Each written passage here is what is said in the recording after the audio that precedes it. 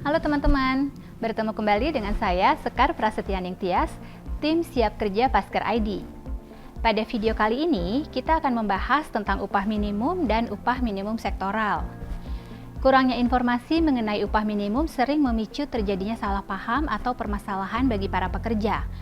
Untuk itu kita perlu mengkaji lebih dalam mengenai apa itu upah minimum serta mekanisme penetapan upah minimum. Teman-teman, yang kita harus ketahui adalah bahwa upah minimum merupakan upah bulanan terendah yang ditetapkan setiap tahun sebagai jaring pengaman di suatu wilayah. Upah minimum menjadi batas bawah nilai upah karena aturan melarang pengusaha membayar upah pekerjanya lebih rendah dari upah minimum. Upah minimum ini dapat ditetapkan di provinsi atau sering kita dengar dengan sebutan upah minimum provinsi atau dapat juga ditetapkan di kabupaten atau kota sehingga sering kita dengar sebagai upah minimum kabupaten atau kota. Selanjutnya kita akan membahas tentang upah minimum sektoral.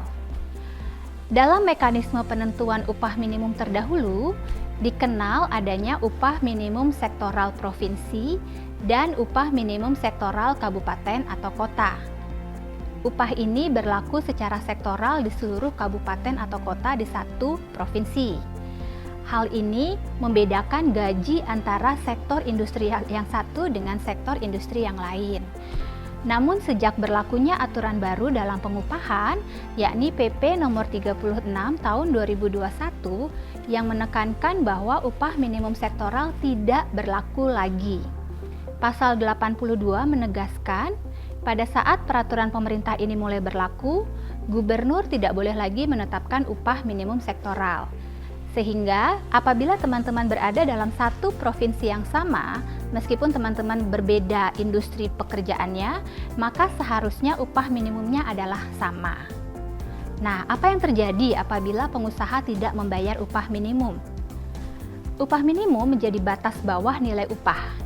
Karena itu, pengusaha dilarang membayar upah pekerja lebih rendah dari upah minimum. Pasal 185 ayat 1 Undang-Undang Nomor 13 Tahun 2003 memberi sanksi pidana penjara paling singkat 1 tahun dan paling lama 4 tahun atau denda paling sedikit 100 juta dan paling banyak 400 juta bagi pengusaha yang melakukan pelanggaran. Nah, teman-teman, silahkan dicek apakah selama ini upah yang teman-teman terima sudah sesuai peraturan atau tidak. Nah, sekarang kita akan melihat faktor apa saja yang mempengaruhi besaran upah. Salah satu faktor yang menentukan gaji yang akan diterima sebagai karyawan adalah lokasi karyawan tersebut bekerja. Wilayah-wilayah dengan aktivitas dan perusahaan industri yang tinggi biasanya memiliki standar gaji yang lebih besar dibandingkan wilayah lain yang aktivitas dan perusahaan industrinya lebih rendah.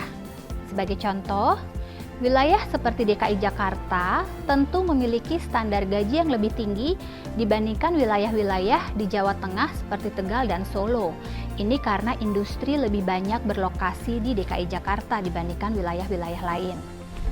Perbedaan standar gaji juga bisa diakibatkan oleh nilai kebutuhan hidup layak atau KHL yang berbeda untuk setiap wilayah.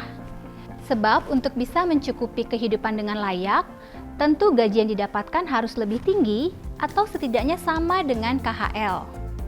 Di mana standar KHL untuk setiap wilayah di Indonesia sendiri berbeda-beda. Wilayah-wilayah seperti Papua memiliki standar KHL yang lebih tinggi dibanding KHL di wilayah Indonesia bagian barat. Menggunakan standar gaji Indonesia Barat untuk wilayah Papua jelas tidak manusiawi sama sekali. Faktor lainnya yang juga berpengaruh adalah jenis perusahaan tempat karyawan bekerja. Perusahaan yang besar jelas akan menggaji karyawannya lebih tinggi dibanding perusahaan yang kecil. Hal ini tidak mengherankan, sebab setiap perusahaan tentu tidak ingin proporsi pengeluaran untuk gaji karyawan terlalu tinggi.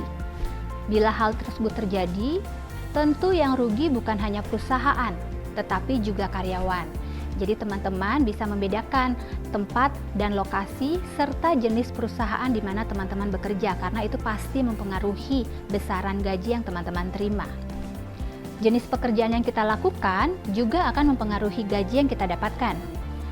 Standar gaji untuk seorang teknisi jelas berbeda dengan standar gaji untuk seorang HRD. Sebab setiap pekerjaan memiliki tanggung jawab dan beban kerja yang berbeda pula.